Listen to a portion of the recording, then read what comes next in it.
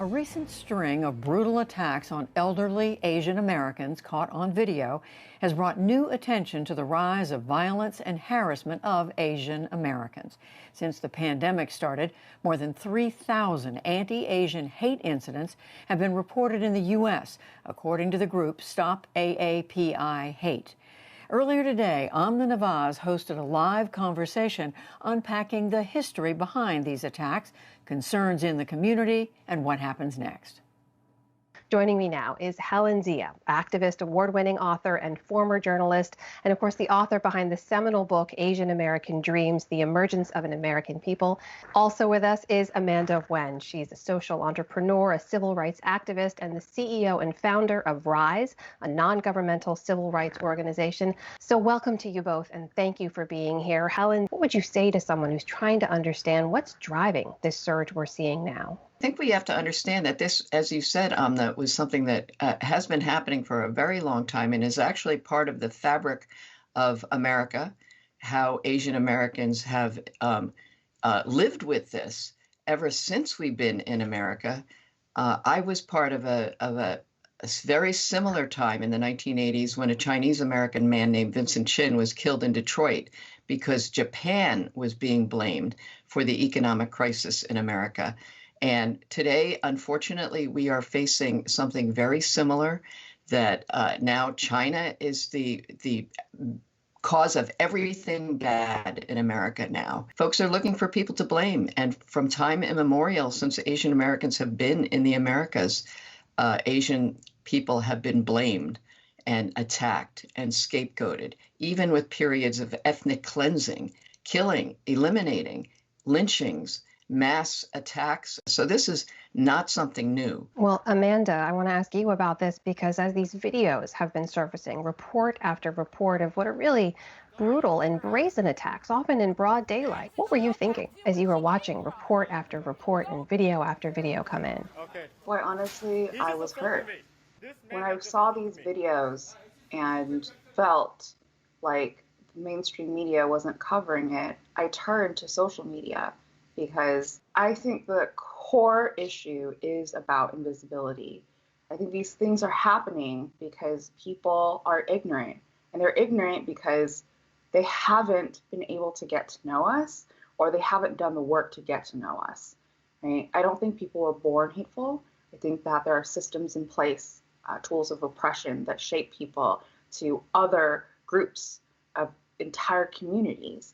And so at this moment, my call to action was to humanize us by getting our stories out there. I think it's partly an enforced lack of knowledge. I mean, we have systems. We have, it's part of the systemic racism of depriving all Americans, including Asian Americans, of our own history. I call it MIH, missing in history. And so it's not like there's this void in our brains. That gets filled with garbage.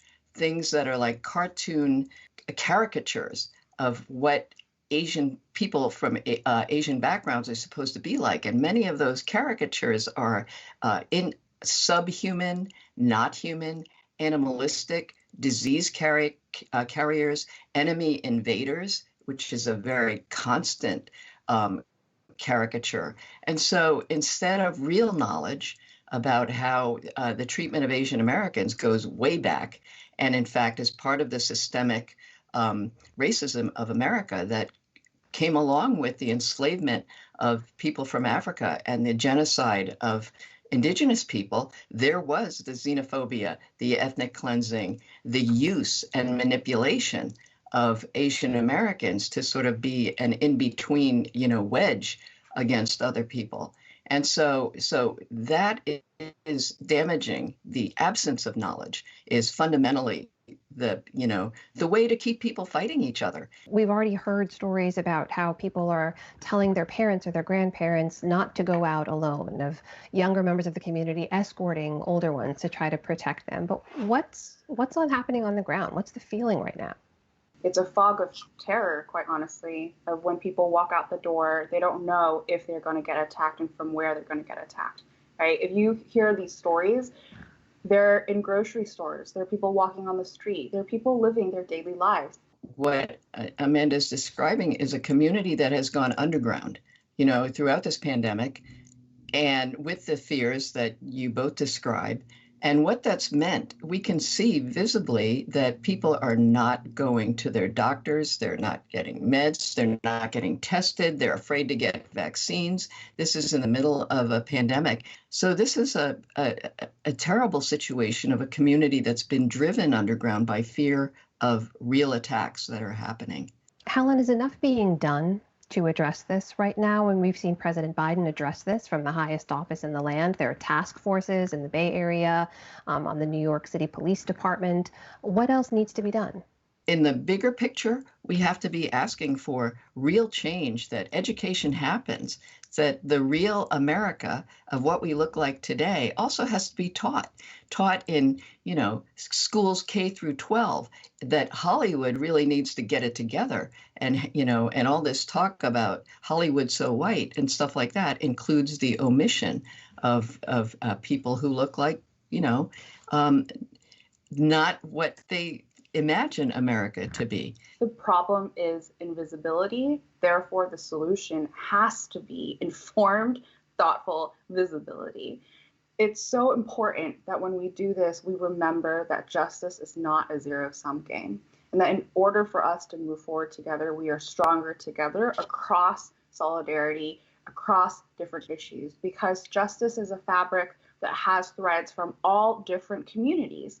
Thank you so much to both of you for joining us today. That is Helen Zia and Amanda Nguyen. And for anyone out there who wants to watch the full unedited conversation, you can go to our website. That is pbs.org/newshour.